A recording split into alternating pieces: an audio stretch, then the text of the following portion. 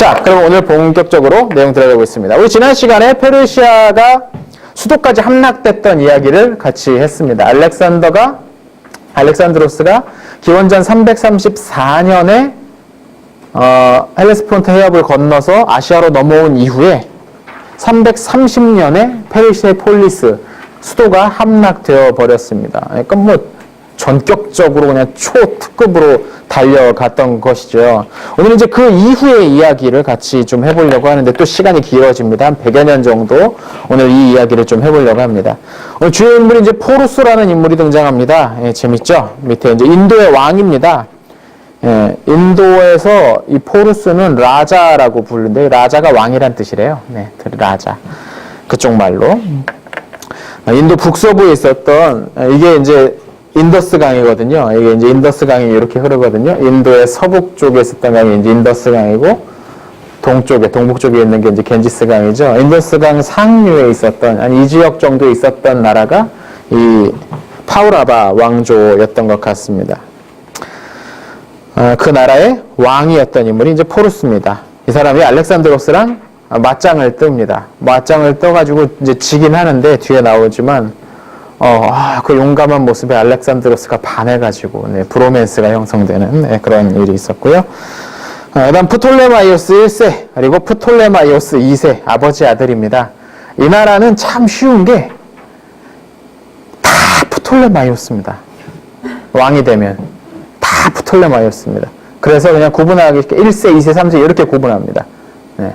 이 동네는, 여자는 다 클레오파트라입니다.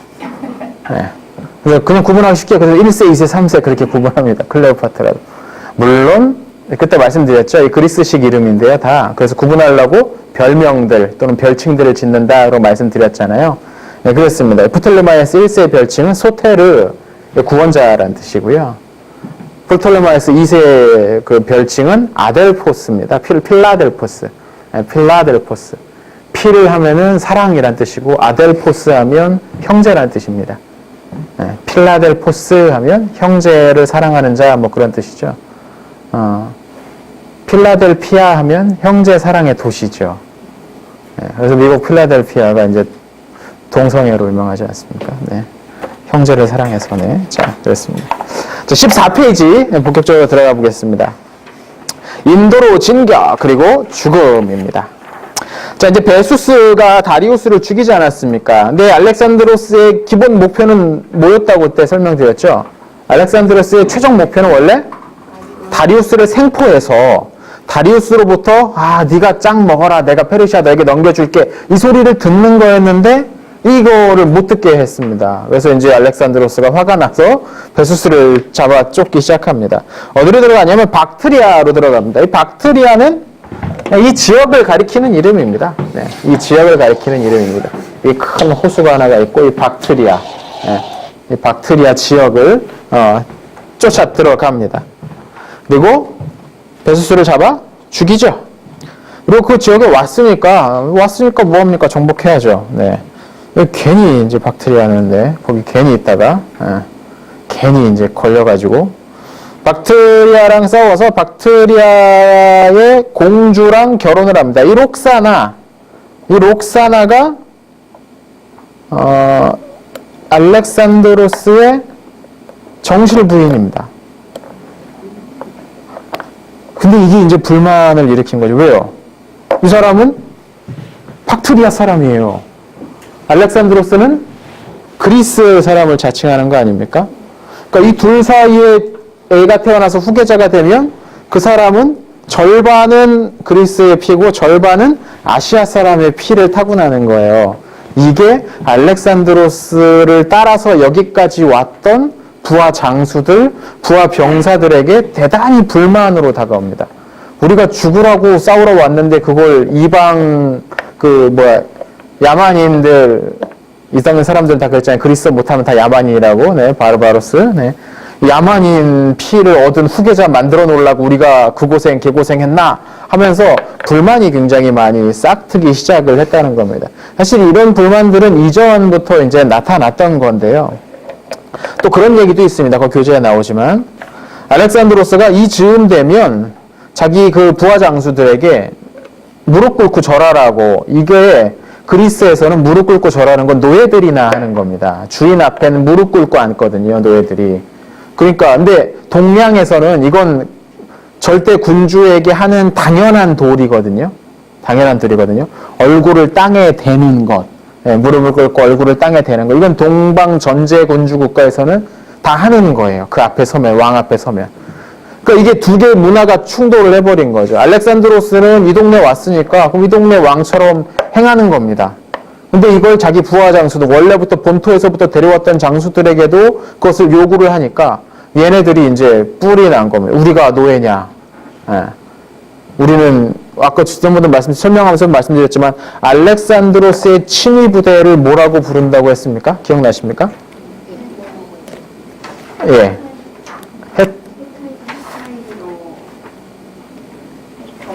예. 이게 영어로 번역하면 컴패니언이라고 한다고 했잖아요. 컴패니언 기병대라고 번역하면.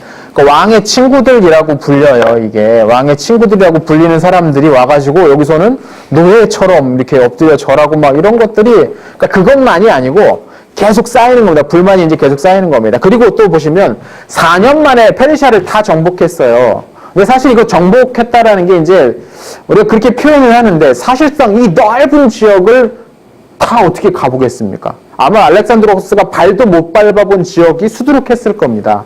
그럼 그 지역은 어떻게 합니까? 그 지역에 원래 통치하던 사람들을 그대로 냅두고 이제 충성의 대상을 다리우스가 아니라 나에게 바쳐라 라고 이제 요구를 하는 거예요. 그럼 그 동네 이제 여기저기 있었던 그 샤트라프, 총독들은 뭐 왕만 바뀌고 자기 지위만 유지가 되면 상관이 없는 거죠. 그리고 그 샤트라프의 상당수의 샤트라프들은 왕이 원래도 페르시아 황제가 임명한 게 아니고 그 동네에서 원래 자기 세력 갖고 있었던 인물도 꽤 있었어요. 그러니까 일괄적으로 중앙 집권적으로 뭐 다리우스가 페르시아 왕이 지방에 있는 총독들을 다 일괄적으로 임명한 게 아니고 그런 식의 임명한 것이 아니고 꽤 반항심 강하고 독립심 강한 나라도 있고 잘 싸우고 막 끝까지 막 힘 좀 센 나라들 있으면 나한테 복속만 해라. 내가 유지는 다 해줄게. 이런 식으로 협상을 많이 했던 것 같아요. 타협 많이 했던 것 같아요. 그러니까 제국을 운영하려면 어쩔 수가 없었던 거죠. 그러니까 알렉산드로스도 그걸 그대로 이제 따랐던 것 같아요. 사실 그럴 수밖에 없는 거죠. 기껏 본국에서 끌고 왔던 군대 4만 명밖에 안 되는데 싸우면서 뭐 절반 이상으로 줄어들었고 인도로 공략하면서 이제 보시겠지만 더 점점 줄어들게 되거든요. 그럼 나머지 군대들은 다 그 동네에서 차출한 병사들일 텐데 이들을 얘네들 데리고서 뭐 거기를 어떻게 다 싸워 나가겠습니까? 어쩔 수 없이 타협할 수밖에 없었습니다. 그 지역의 원래 권력자들, 실력자들을 다 그대로 유지해 줄 수밖에 없었던 거죠. 근데 이것도 본국에서 왔던 이 피 흘려 싸워왔던 사람들한테 또 불만이 되는 겁니다. 우린 그렇게 싸워왔는데 우리보다 쟤네가 더 높네? 뭐 이런 불만들이 나올 수밖에 없는 거죠. 그러니까 땅이 넓어지고 그 밑에 들어오는 사람들이 많아지니까 이제 서로 파벌이 생기고 본국에서 원래부터 들었던 토종파들이 생기고 새롭게 유입된 사람들 사이에서 이제 알력도 생기고 누가 더 권력도 높는지 권력 다툼도 생기고 하면서 이제 문제가 생기기 시작한 겁니다. 이건 빨리 점령했기 때문이기도 하지만 큰 이유긴 하지만 천천히 점령했어도 마찬가지일 겁니다. 어디든 사람이 많아지면 마음이 하나로 모이기가 어렵게 되는 거죠. 그러니까 대형교회가 맨날 싸우는 거 아닙니까? 예. 자, 그래서 아무튼 그걸 이제 막 회유를 이제 막 하기 위해서 이제 고민을 하는데 뭐 어떻게 합니까? 내부에 불만이 생기면 외부로 돌리는 게 기본입니다. 이건 뭐 정치의 기본입니다.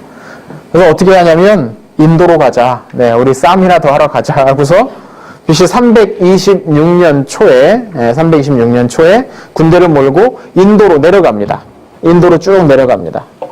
그러니까 인도에 딱 내려갔을 때 여기에 누가 있었다고요? 파우라바 왕조의 포루스가 여기 있는 겁니다.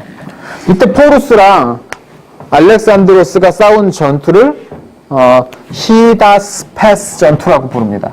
이게 여기 히다스페스 강이 있어요. 인더스 강 이 상류 쪽에 히다스페스 강이 하나가 있는데 이 강을 사이에 두고서 싸웠다고 그래서 히다스페스 전투라고 부릅니다.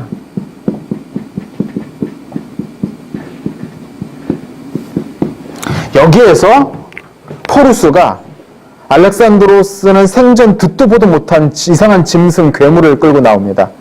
그게 바로 코끼리였습니다. 그래서 우리 첫 페이지 보시면 포루스 그림에 코끼리가 크게 그려져 있죠. 이 코끼리가 그겁니다. 예. 이때 당시 알렉산드로스는 보병 2만 5천에 기병 5만, 그러니까 3만 명 정도의 군대를 끌고 왔었대요. 근데 포루스는 보병 3만, 기병 4천, 전차 300에 코끼리를 100마리나 끌고 왔답니다. 예, 코끼리를 100마리나 끌고 왔답니다. 그러니까 결코 작은 나라가 아니에요. 네. 말씀드렸잖아요. 인도의 크기가 중부 유럽만 하다고. 인도 대륙이 엄청난, 그냥 대륙입니다. 사실상 거의. 예. 코끼리 100마리를 끌고 왔습니다. 예. 그러니까 이 마케도니아에서 그리스 출신 병사들은 생전 이걸 본 적이 없는 이상한 짐승을 끌고 왔는데 이 전투 코끼리가 얼마나 위력을 발휘하냐면 상하를 아주 날카롭게 갑니다. 사람들이. 그러니까 얘들이 막 달리면서 코로 들어가지고 내 던지기도 하고 그 상하로 달리면서 막 치고 받는 거죠. 그러니까 오늘날 거의 전차급의 어떤 위력을 가진 게 이 코끼리 부대였습니다. 물론 그 이전에도 뭐 이쪽에서 싸울 때는 코끼리를 사용했겠지만, 네, 그렇게 보십니까, 저를? 네. 네. 이 알렉산드로스랑 싸우면서 이 아주 엄청난 강력한 이 신병기를 맞닥뜨리게 된 거죠. 그래서 강을 사이에 두고, 네. 강을 사이에 두고, 여기가 상류입니다. 여기가 하류고, 여기가 이제, 마케도니아군대. 여기가, 네. 포루스, 군대입니다.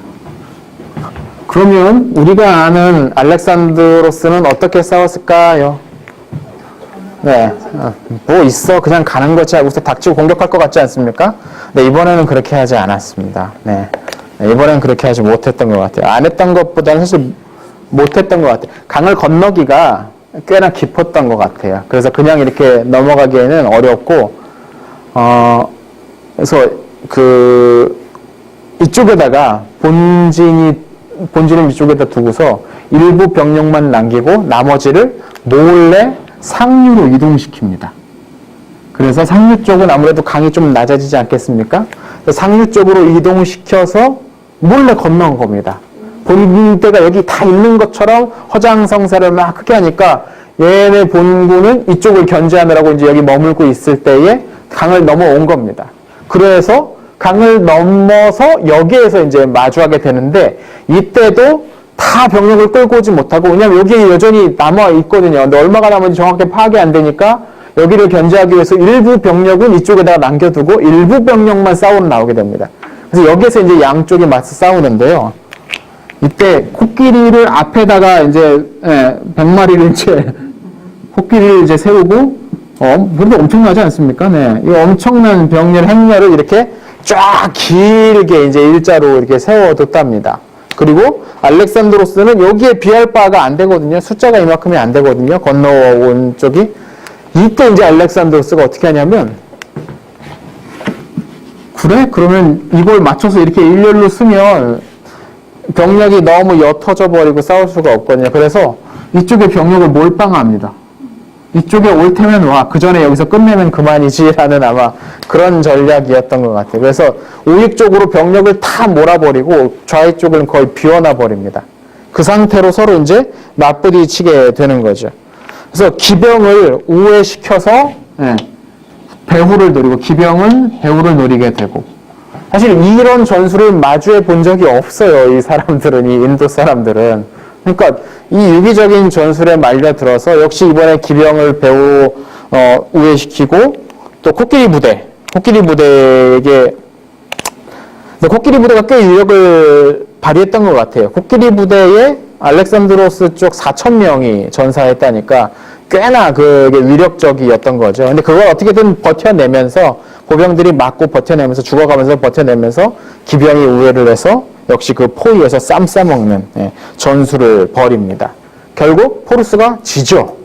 근데 포루스가 이때 정말 용맹하게 싸웠던 것 같아요. 이제까지 전투에서 4,000명 전사시킨 다리우스도 못 해본 업적이었거든요. 알렉산드로스한테 4,000명의 피해를 입힌 거는. 굉장한 용감하게 싸우고, 뭐 잡혀서도 뭐 전혀 굴하지도 않고, 그래서 묶인 채로 알렉산드로스 앞에 딱 끌려 나왔답니다. 알렉산드로스가 막 분이 막 끌려고 하니까, 너 정말 열심히 잘 싸운 걸 아니까 내가 소원을 하나 들어줄게. 뭘 원하냐? 라고 했더니 포루스가, 나를 왕으로 대접해라 라고 대역했답니다. 예. 그거면 되냐? 그랬더니 야, 왕으로 대접하라는 말 안에 모든 게 다 들어있다 라고서 졌는데, 싸움에 졌는데 아주 당당하게 그 앞에서 얘기를 했다는 거죠. 그러니까 이제 알렉산드로스가 그 모습에 반해가지고 숨겨왔던 나의 그래서 둘이 당장에 그걸 풀어주고서 둘이 일으켜가지고 저 나라 다시 내가 너 줄게. 그리고 옆에 있는 땅도 너 정도면 좀 더 다스려도 되겠어 해서 원래 가지고 있던 땅보다 더 많이 떼어가지고 붙여줬답니다. 너 계속 왕해. 내가 하나 들어준다고 했지. 난 말은 확실히 잘 지켜. 완전 기분파죠. 왜 싸웠어? 그럼 4,000명은 뭐야? 그래서 이제 그렇게 됐답니다. 그래서 포르스가 이제 알렉산드로스랑 같이 앉아가지고 이제 이야기를 하는 그런 자리가 된 거예요. 그래서 알렉산드로스가 물어봤대요. 내가 저기 멀리서 여기까지 왔는데 조금 더 가볼까 하는데 저기 앞에 뭐가 있냐? 라고 물어봤대요. 그러니까 포르스가 하는 말이 야, 나는 이 인도에서 내가 제일 조그만 나라 왕이야.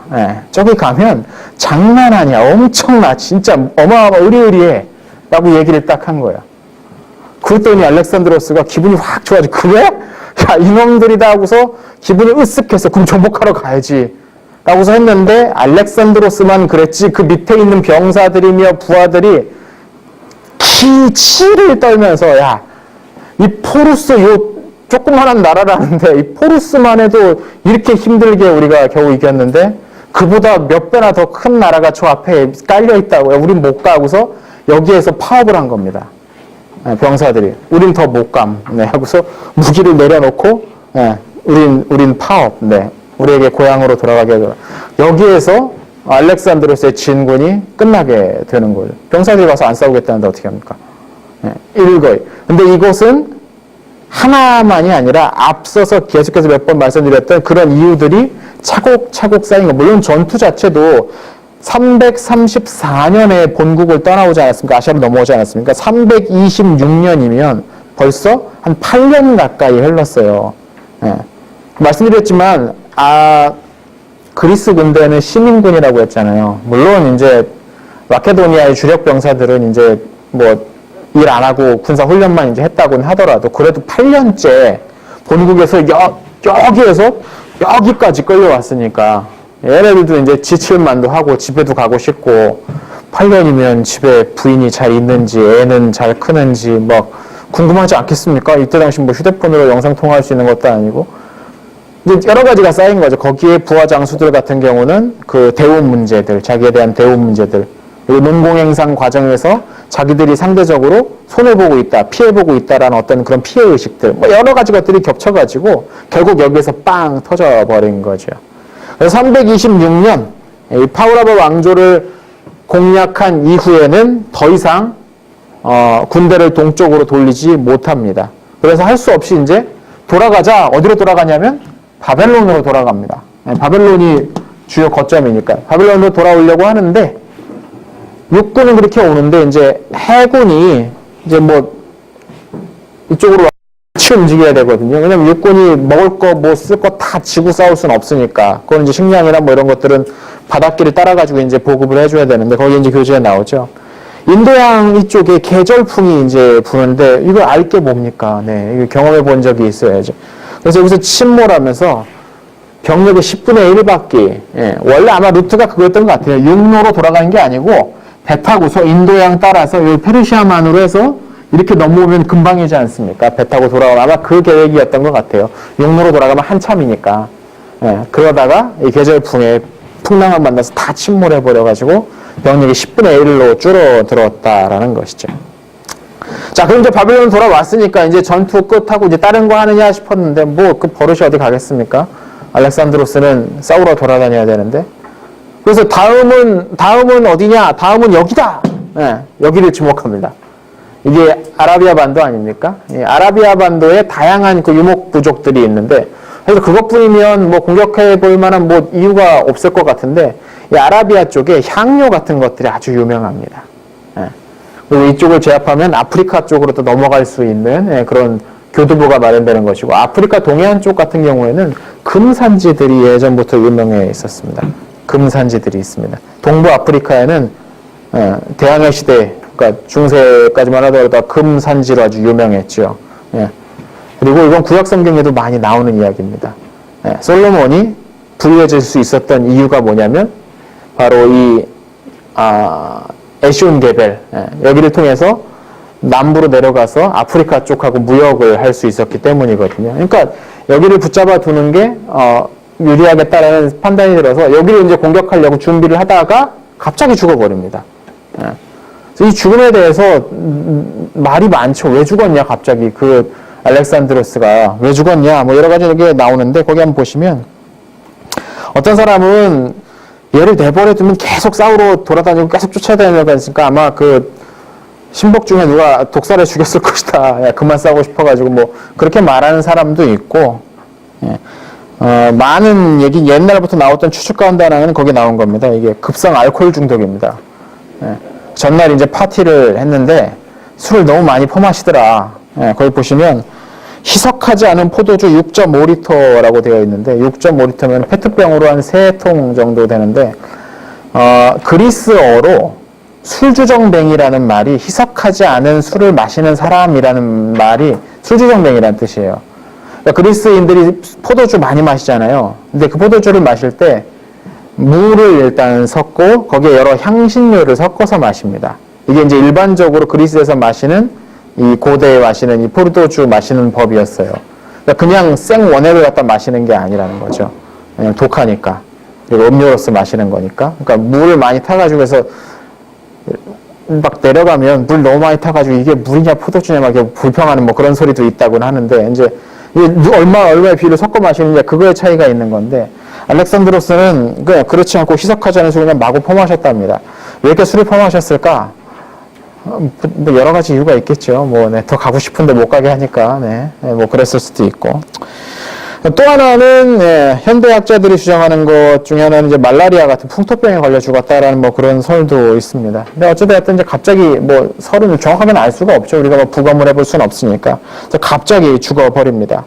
이 설명하기 전에 그 앞에 그 하나 빼먹었었는데요. 바벨론으로 돌아온 알렉산드로스가 그 결혼을 합니다. 그 다리우스의 첫째 딸하고 결혼을 합니다. 그리고 자기만 결혼할 게 아니라 자기 부하들, 그 부하 장수들 그리고 부하 병사들까지 다 그 페르시아 쪽 그쪽 여자들과 해서 집단 결혼식을 합니다. 거기 교재에 나오는 것처럼 1만 명, 1만 명에 달하는 집단 결혼식을 했답니다. 그러니까 이게 융합이 안 되기 때문이야. 제가 보기엔 이거를 전혀 원인을 엉뚱한 데서 찾은 겁니다. 네. 계속 반발이 일어나는 건 동서양의 융합 문제도 있지만 사실 근본적으로는 대우 문제인 것 같아.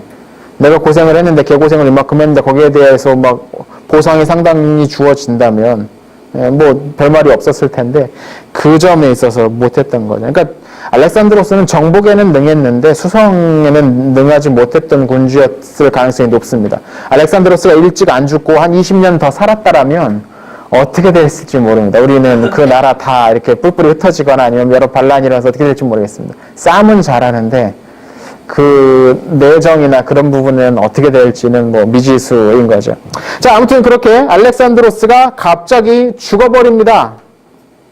324년이죠. 딱 그 헬레스폰트 해역 건넌 지 10년 만에 334년에 건너왔으니까요. 324년 딱 10년 만에 죽어버립니다. 자, 그리고 이제 어떻게 되느냐?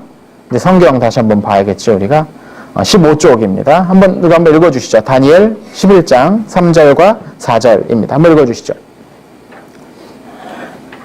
장차 한 능력 있는 왕이 일어나서 큰 군사로 다스리며 자기 마음대로 행하리라. 그러나 그가 강성할 때에 그의 나라가 갈라져 서나 사방에 나누일 것이며 그의 자손에게로 돌아가지도 아니할 것이요 또 자기가 주장하던 본세대로도 되지 아니하리니 이는 그 나라가 뽑혀서 그 외에 다른 사람들에게로 돌아갈 것입니다.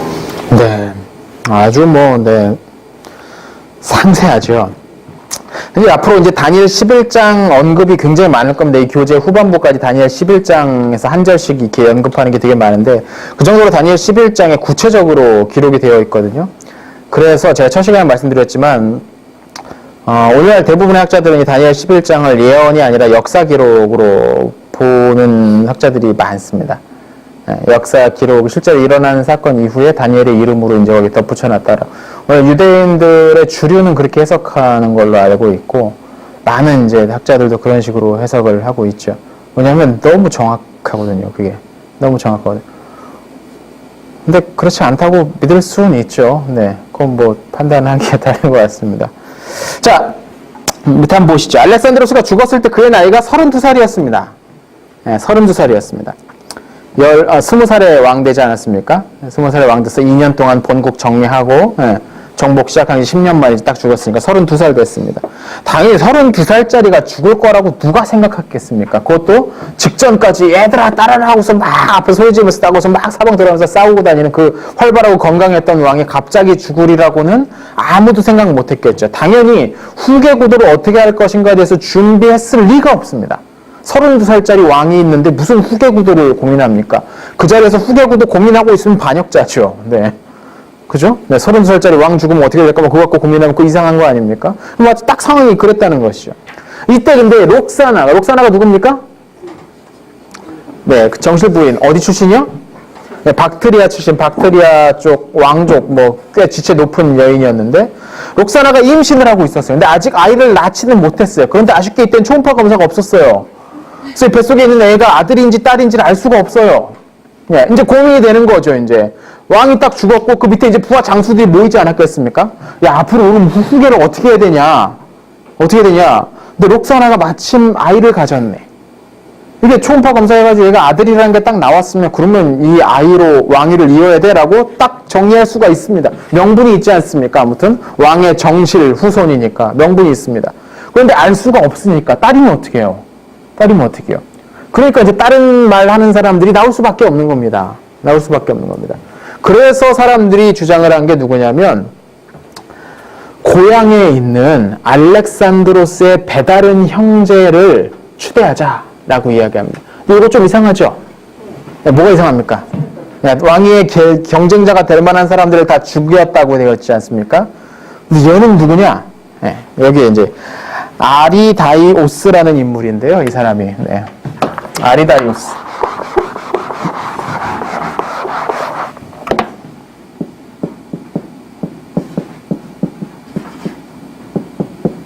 네.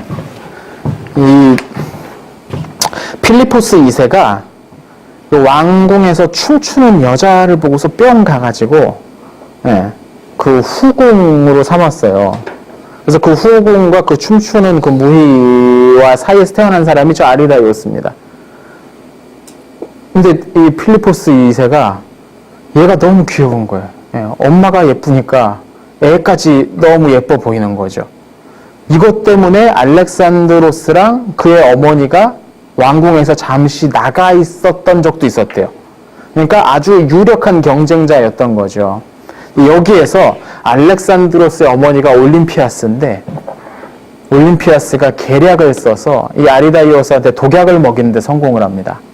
근데 독약을 먹었는데 죽진 않고 부작용만 생긴 거죠. 그 부작용이 뭐냐면 정신지체였습니다. 제정신이 아니었다는 거죠. 그러니까 그렇게 되면서, 이게 사실 죽이는 것보다 더 할 수도 있죠. 네. 그렇게 되면서 왕위의 경쟁자가 될 가능성이 제로가 돼버린 거예요.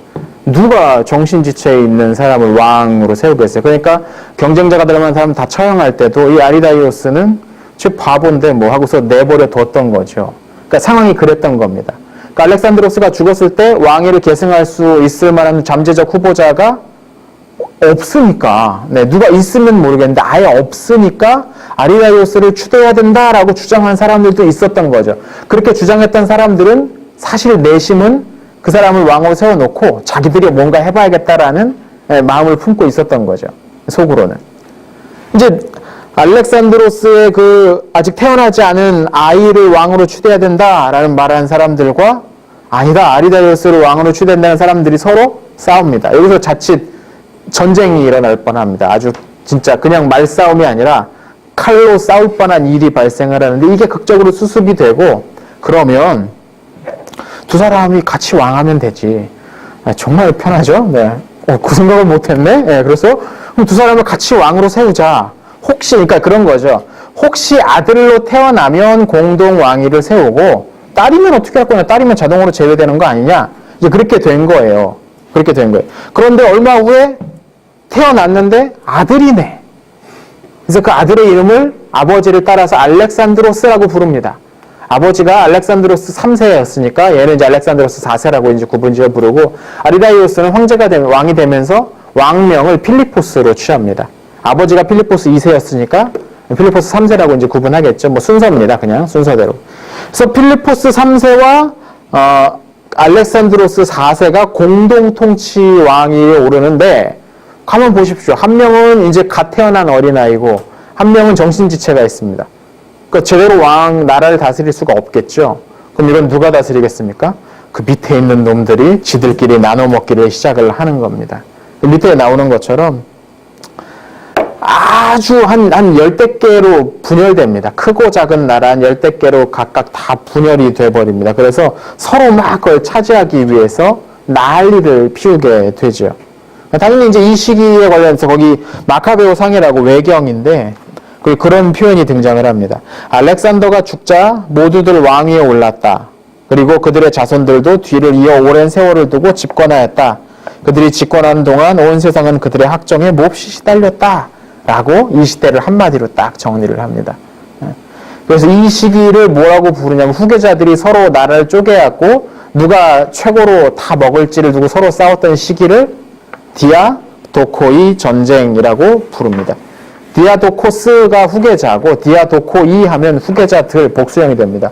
오스가 단수형이고 오이 하면 복수형이 됩니다. 그래서 디아도코이 전쟁이라는 시대가 열리게 되는 것이죠. 16페이지로 넘어가 보겠습니다. 다니엘 8장 빈칸 한번 채워서 읽어 주십시오. 8절과 22절입니다. 큰 염소가 스스로 힘이 경배하여 가더니 강성할 때에 그 큰 뿔이 꺾이고 그 대신에 현저한 뿔렛이 하늘 사방을 향하여 났더라. 이 뿔이 꺾이고 그 대신에 네 뿔이 났은즉 그 나라 가운데서 네 나라가 일어나되 그의 권성만 못하리라. 예, 감사합니다. 현저하다라는 말은 두드러진다는 말이죠. 네, 눈에 탁 띈다는 그 얘기죠. 그래서 네 뿔 얘기가 이제 나오잖아요. 이 네 뿔이 알렉산드로스 사후에 왕위를 차지, 제1차 디아도코이 전쟁이 끝난 직후의 상황을 묘사하는 것 같습니다. 이 시기를 얼마나 자세하게 설명하느냐가 이제 문제인데, 제가 보기엔 이 시기를 자세하게 설명해봤자 그렇게 뭐 우리에게 유익이 없을 것 같아요.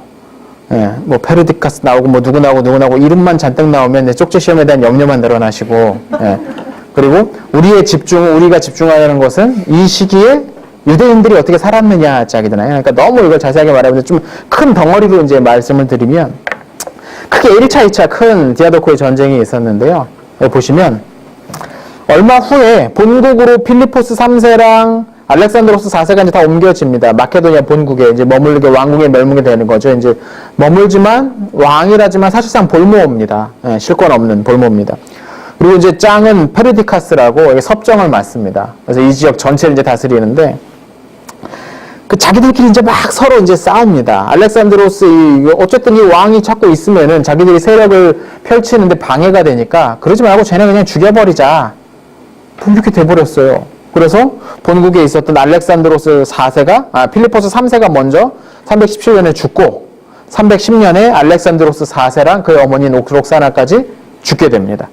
그리고 알렉산드로스의 또 다른 혈육이었던, 그러니까 아들이었어요. 이게 후궁의 아들이었는데, 헤라클레스라고 불리는 후궁의 아들마저 다 죽어버리면서 알렉산드로스의 가문에 속한 남자가 다 사라져버립니다.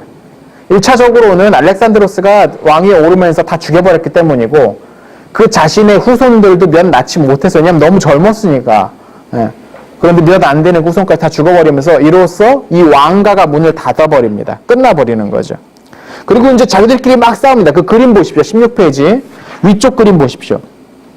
이게 이제 첫 번째 301년경 있었던 입소스 전투인데, 이게 제1차 디아도코이 전쟁의 마지막 전투입니다. 이때 이제 막 서로 이렇게 한 5가지 큰 세력이 있었어요. 크고 작은 세력들이 이제 중에 연합돼가지고.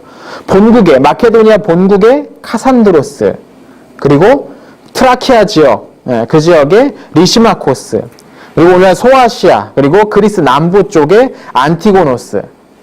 그리고 셀레우코스가 그 동방 쪽, 옛 그 바벨론 땅, 예. 그리고 이집트 쪽에 프톨레마이오스. 이렇게 큰 5가지 세력이 이제 서로 물리고 싸웠는데 가장 위치가 좋아 보이는 게 어디입니까? 안티고노스입니다. 딱 중간에 있거든요. 원하는 대로 어디든지 갈 수가 있어요. 그렇게 되니까 나머지 나라, 나머지 그 지도자들이 야, 쟤 안티고노스가 너무 잘났어. 일단 쟤를 제거하고 보자. 라고 의기투합합니다. 그래서 나머지 4개 세력이 연합해가지고 안티고노스를 집중 공격합니다. 그래서 결국 멸망해버리죠. 안티고노스가 이 세력이 사라져버리고 그것을 나머지 4개 세력이 나눠먹기를 합니다. 이때 나눠먹을 때 가만 지도를 보시면 다 어떻게 달라집니까? 소아시아 그 북서쪽은 리시마코스가 지배를 하고 그리스 남부 쪽은 카산드로스가 가져가고 그리고 시리아 지역, 시리아 북부 지역 그리고 소아시아 남동부 지역은 셀레우코스가 가져갑니다. 그리고 이집트는 조금 더 늘었죠. 어디까지 올라오냐면 가나안 지방까지 손에 넣게 됩니다. 그래서 이때부터 이 가나안 지역 유대인들은 프톨레마이오스 왕조, 이집트의 프톨레마이오스 왕제의 지배 아래로 들어가게 되는 거예요. 이 사람들은 유대인들이 뭐 한 게 있습니까? 아무것도 없습니다. 그냥 가만히 있었는데 자기들 그 세력자들끼리 막 치고받고 싸우다가 여기는 이제 우리 땅 하면서 원래는 안티고노스가 거기까지 차지하고 있었는데 프톨레마이오스가 이 지역을 이제 차지하게 된다는 거죠. 바로 이 4개 세력이 다니엘 8장에 나온 현저한 4개의 뿔을 가리키는 걸로 보입니다. 그런데 이건 잠깐이고 얼마 후에 안티고노스가 다시 부활합니다. 네, 금방 다시 부활합니다. 물론 안티고노스 본인이 부활한 건 아니에요. 안티고노스 본인은 입소스 전투 때 셀레우코스 왕조는 셀레우코스가 다스렸기 때문에 셀레우코스 왕조입니다. 셀레우코스한테 죽어요. 그런데 안티고노스의 아들이었던 데메트리오스가 아버지를 죽였던 셀레우코스에게 붙어가지고 세력을 다시 발판을 닦습니다. 원수긴 한데 어떻습니까? 상황이 이렇게 됐으니까 다 잡아 죽이려고 하니까 그 중에서 이제 제일 땅도 넓고 하다 보니 셀레우코스한테 붙어가지고 재기를 시작을 합니다. 그래서 마케도니아를 공격합니다. 북부까지 올라가는 거죠. 네. 북부까지 올라가가지고 마케도니아의 본국을 차지합니다. 그러니까 갑자기 원래 여기 누구 땅이었습니까? 지금은 리시마코스죠. 리시마코스가 내가 여기 차지했는데 전쟁에서 여기 내 거였는데 막 하면서 네, 괜히 막 이렇게 삐쭉삐쭉 되죠. 안 되겠으니까 남쪽에 있는 뭐 프톨레마이오스랑 뭐 이 서쪽에 에페이로스 그 피로스라고 아주 유명한 장군이자 왕인 사람이 있습니다. 고대 세계 3대 전투 명인 하면은 이 피로스, 알렉산드로스 그리고 한니발 3명이 고대 세계 3대 명장에 드는데 그 사람이 바로 이 에페이로스의 왕이었습니다. 이 에페이로스의 왕이 피로스입니다. 이 본국을 점령하니까 이 피로스, 북쪽에 리시마코스, 남쪽에 이 프톨레마이오스가 다시 한번 연합해가지고 저놈 견제해야 돼 막 하면서 괴롭힘을 당합니다. 그래도 끈질기게 버팁니다. 그래서 안티고노스 왕조가 이 페르시아를 차지해요. 결국에 아니 마케도니아 지역을 결국엔 다시 차지합니다. 예. 이게 성경에 4개의 뿔 안 나왔으면 그냥 바로 이쪽으로 넘어갔을 텐데 4개의 뿔이 나와가지고 중간에 잠깐 리시마코스가 다스렸는데 할 수 없이 그 설명을 드리는 겁니다. 네. 다시 이제 쪼개져요. 금방 다시 쪼개져요. 예. 근데 뭐 그 이야기는 이 이야기까지 해야겠습니다. 데메트리우스가 그렇게 본국을 차지를 하고 그 아들이었던 안티고노스 2세 때 마케도니아에 문제가 생기는데 뭐냐면 좀 북쪽에서 켈트 쪽이 이쪽으로 이동해 내려오는 겁니다. 아주 호전적인 켈트 쪽이 이쪽으로 내려온 겁니다. 그래서 자칫하면 이 그리스 쪽이 켈트 쪽이 아주 호전적인 민족에게 유린될 뻔한 이 위기에서 이 데메트리우스 아들이었던 안티고노스 2세가 이걸 막아내는 데 성공합니다. 그러니까 남쪽에 있던 그리스 사람들이 우리의 보호자 하면서 막 인기가 막 올라가죠. 그리고 그때부터 이제 항구적으로 이 마케도니아의 안티고노스 왕조가 세워지는 거.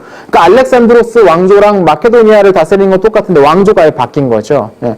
안티고노스 왕조가 다스리고 그럼 이 켈트 쪽은 어디로 가느냐?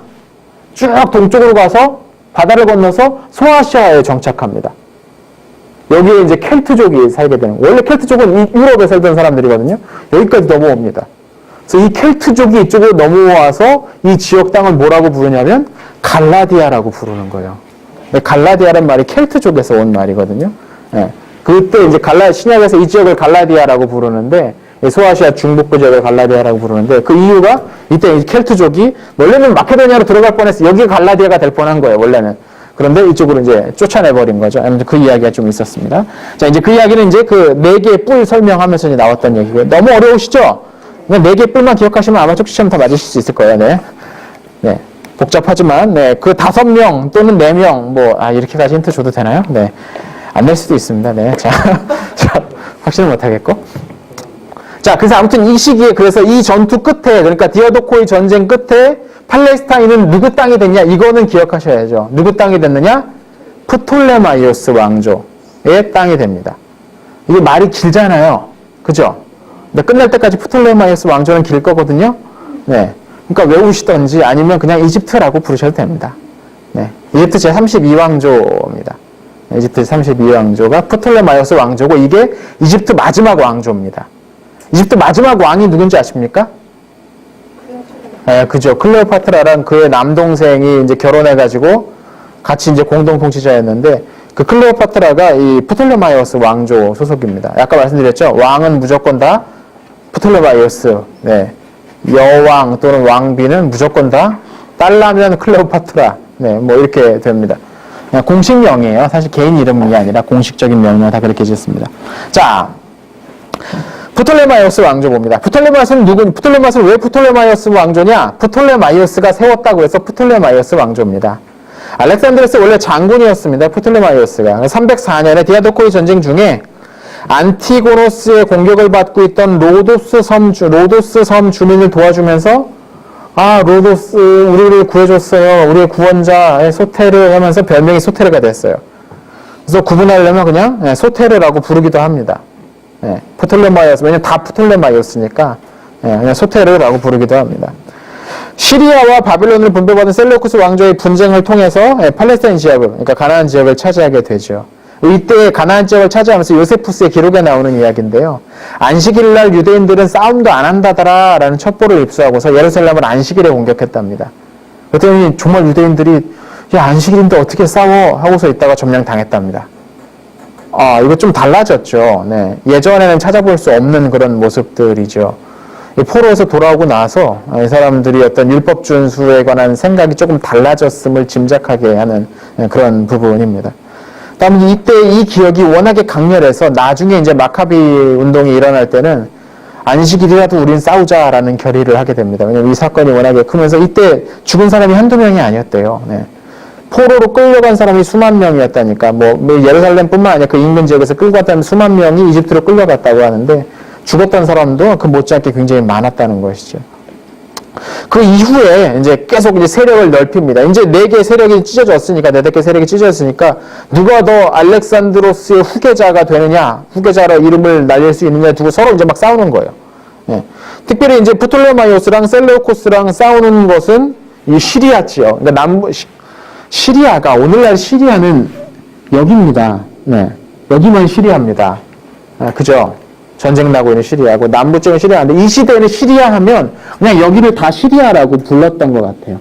이 지역. 굉장히 좀 광범위한 영역을 그냥 다 시리아라고 많이 불렀습니다. 그래서 우리가 아는 이 가나안 지역은 남부 시리아라고 부릅니다. 코엘레 시리아라고 남부 시리아라고 그냥 부릅니다. 그러니까 그냥 다 시리아 지역을 두고라고 교재에서 그렇게 쓰면 이 지역을 가리키는 거구나라고 생각을 하시면 되는 겁니다. 자, 봅니다. 그래서 이제 세력을 넓히려다 보니까 혼자서는 안 되거든요. 혼자서는 안 되니까 이제 세력을 넓히는데 그 주요 방법이 뭐였냐면 정략개헌이었습니다. 오늘 보십시오. 아주 활발하게 정략개헌하지 않습니까? BC 299년에 리시마코스와의 동맹을 위해서 리시마코스는 그 지도에 보시면 이 북쪽 쪽, 소아시아 북쪽에다 쓰고 있었던 리시마코스에게 자기의 그 딸을 보냅니다. 아르시노에. 그리고 의붓 딸이 있었는데 테옥시나라고 시라쿠스, 이 시라쿠스의 참주인 아가토클레스에게 보냅니다. 교재에 다 나오는 이야기죠. 그리고 295년에 4년 후에는 마케도니아의 안티고노스 왕조가 다시 세워졌다고 했잖아요. 그 안티고노스의 그 왕조에게 디메트리우스 1세에게 자신의 또 다른 딸인 프톨레마이스를 보내서 약혼시킵니다. 그리고 데메토리우스가 이겨가지고 이 피로스를 잠시 이쪽으로 쫓아보내는데, 이집트로 쫓아보내는데, 피로스가 잠시 이제 이집트에 와 있어요. 이집트에 와 있는데 이 피로스가 인물이거든요. 네, 이게 그냥 가만 본 사람이 아니거든요. 얘가 계속 여기 있을 것 같지는 분명히 않고 다시 돌아가서 분명 세력을 다시 회복할 것 분명한데, 그래서 얘도 우리 편으로 만들어야겠다 싶어가지고 또 다른 의붓 딸인 안티고네를 줍니다. 예, 딸이 많아요. 딸이 많아야 돼. 그리고 한 가지 또 재밌는 건 이 교재를 공부하시다 보면 알겠지만 여자들이 굉장히 권력 전면에 많이 나섭니다.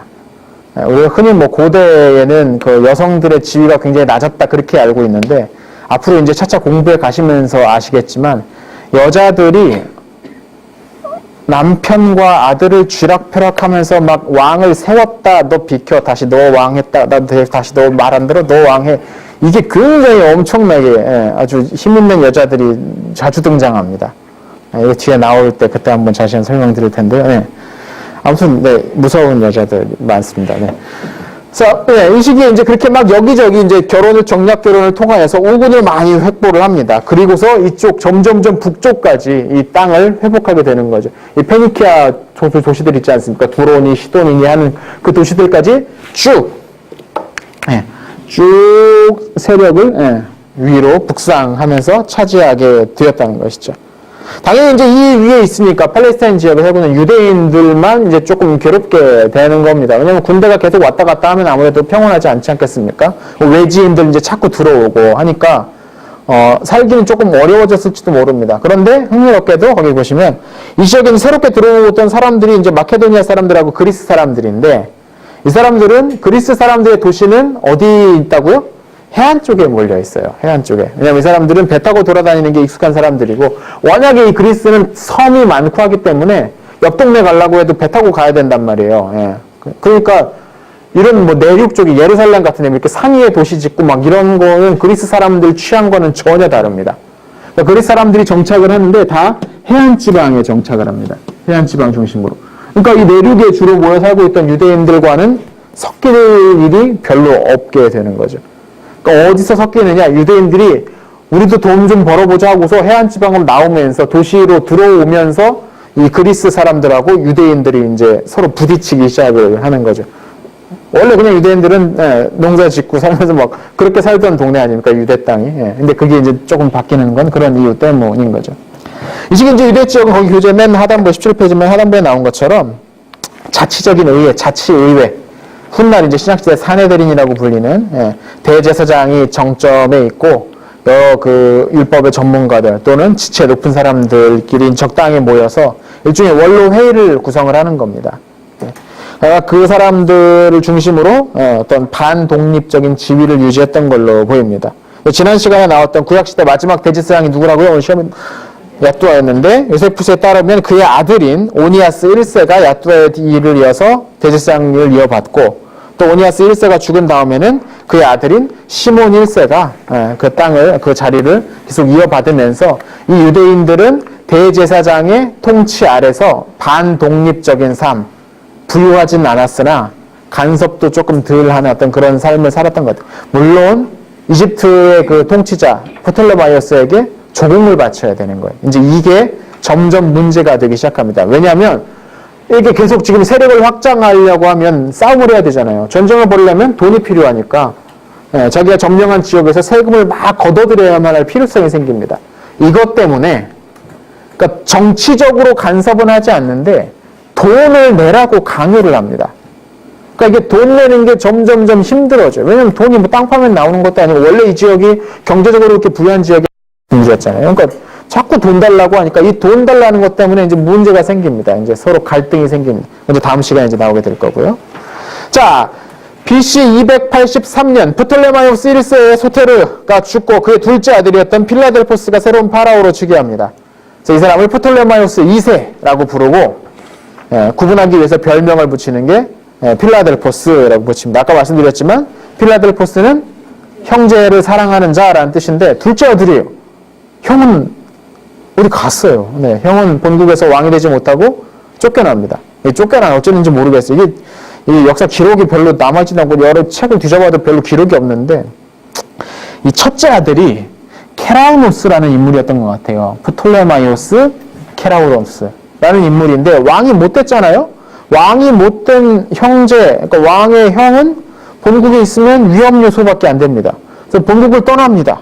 그래서 어디로 가냐면 셀레우코스 왕조로 갑니다. 이 당시 셀레우코스 왕조는 프톨레마이오스 왕조의 경쟁 상대예요. 예, 서로 누가 이 땅 접경을 마주하면서 누가 이 땅을 차지하느냐, 누가 세력다 하면서 경쟁 상대예요.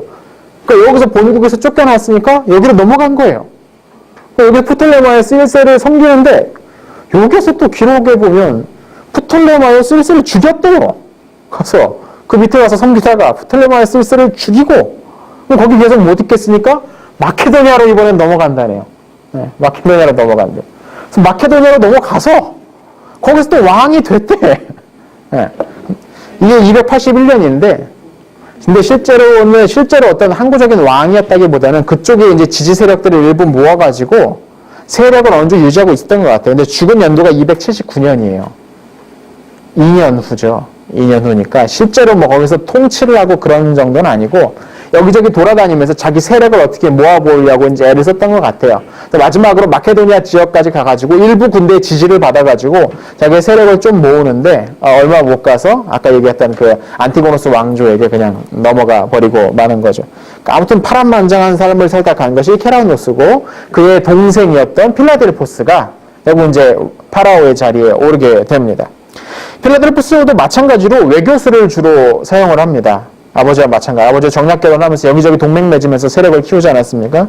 마찬가지로 외교수를 통해서 막 정략 결혼하면서 세력을 넓힙니다. 뿐만 아니라 농업과 상업을 발전시켜가지고 경제적으로 꽤 부유한 나라를 만듭니다. 원래 이집트가 농업이라고 하면 지중해 전역에서 첫 번째, 두 번째 꼽는 나라입니다. 이 나일강을 중심으로 해서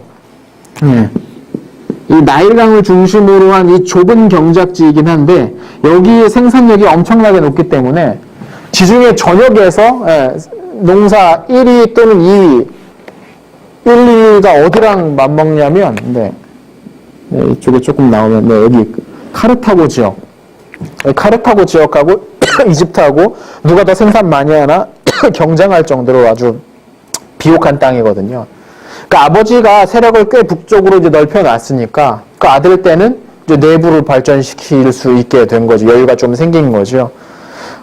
경제적으로 발전할 뿐만 아니라 관료를 대규모로 이제 길러내기 시작합니다. 그러니까 통치 체제를 정비하기 시작했다는 겁니다. 본격적으로.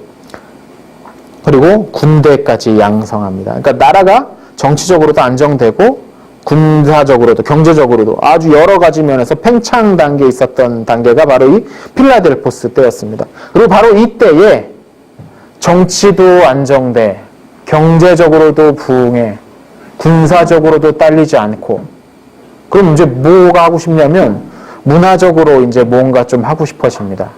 왜냐면 다른 거 여유가 다 생기니까 이제 문화적으로 뭔가를 하고 싶어집니다. 그래서 알렉산드리아에 대규모의 도서관을 세우기 시작합니다. 알렉산드리아의 그 유명한 이제 도서관을 대규모로 확장하고 세계에서 이제 여러 책들을 거기다가 다 꽂아놨습니다. 이 사람의 목적은 세계에서 가장 완벽한 도서관을 세우는 것이 됩니다.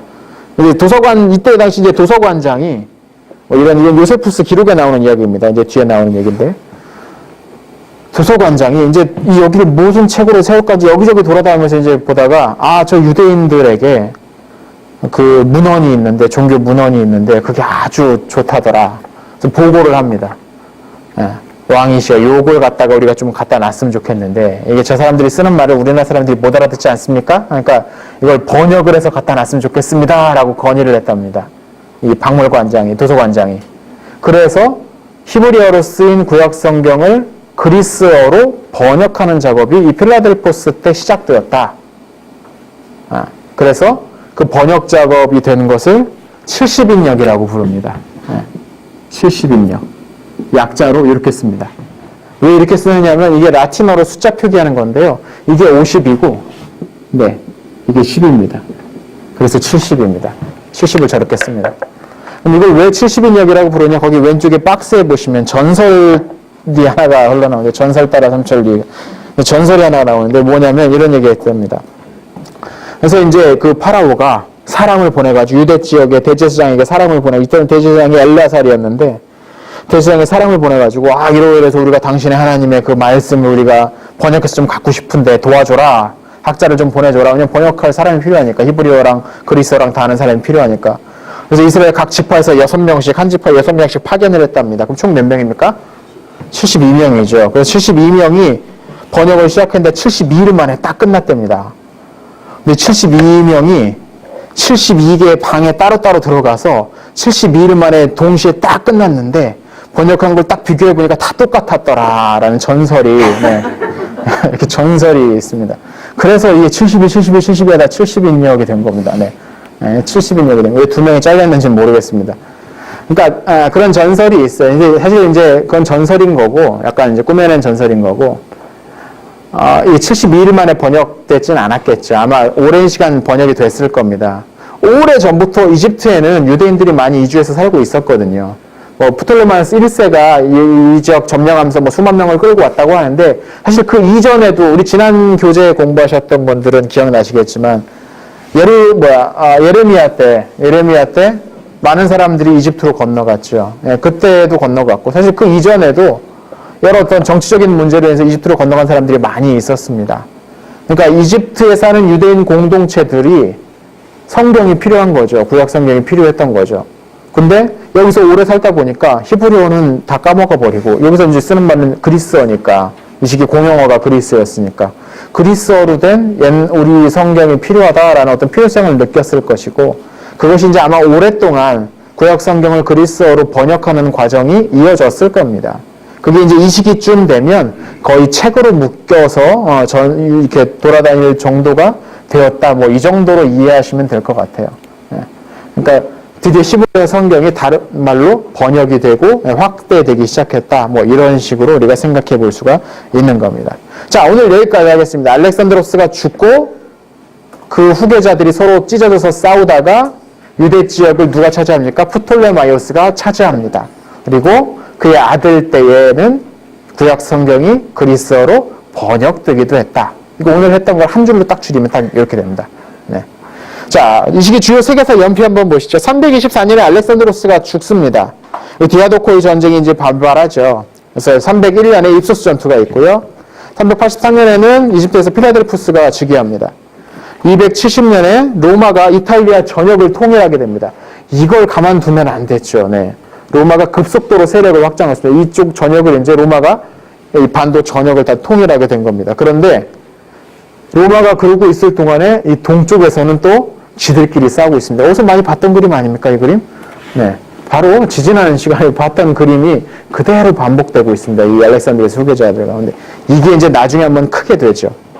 근데 로마가 270년에 이탈리아 반도를 통일했는데 거기 보시면 바로 264년에 제1차 포에니 전쟁이 발발합니다. 이게 이제 이쪽에 있는 카르타고랑, 카르타고는 이 페니키아 쪽 사람들이 건너와서 세운 그 나라입니다. 페니키아 출신입니다.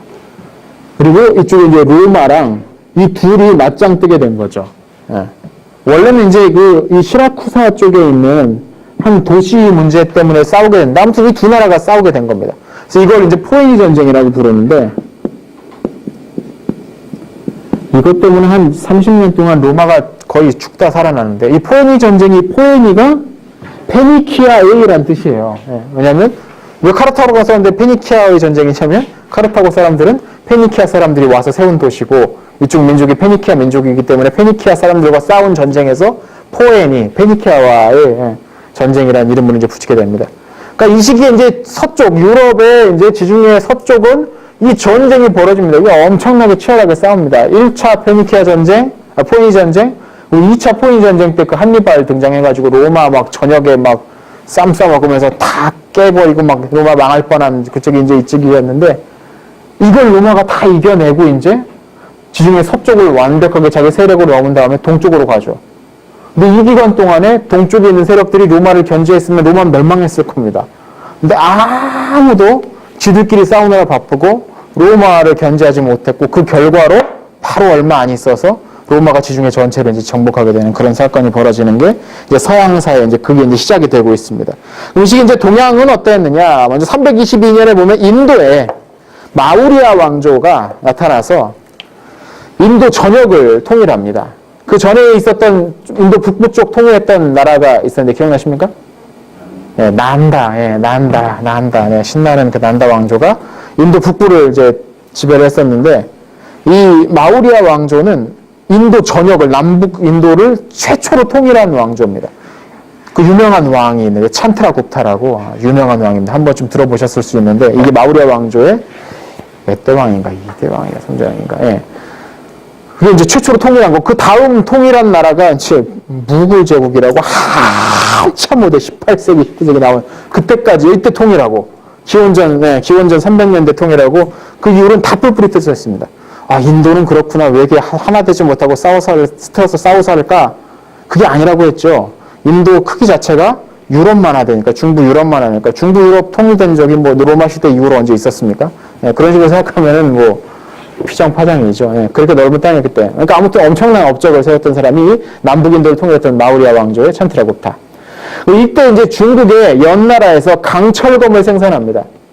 아까 시작할 때 설명드렸죠. 이 강철검. 강철검은 아주 센 검입니다. 문제는 너무 세서 잘못 부딪히면 부러져요. 근데 물론 이 강철검하고 청동검하고 쨍 부딪히면 청동검은 상대가 안 됩니다. 이 연나라 때 굉장히 이제 부강하게 만들긴 했죠. 근데 지들끼리 이렇게 세게 막 부딪히고 싸우다 보면 이게 네? 아, 네, 그랬네요. 아, 죄송합니다. 네. 선철이었습니다. 네.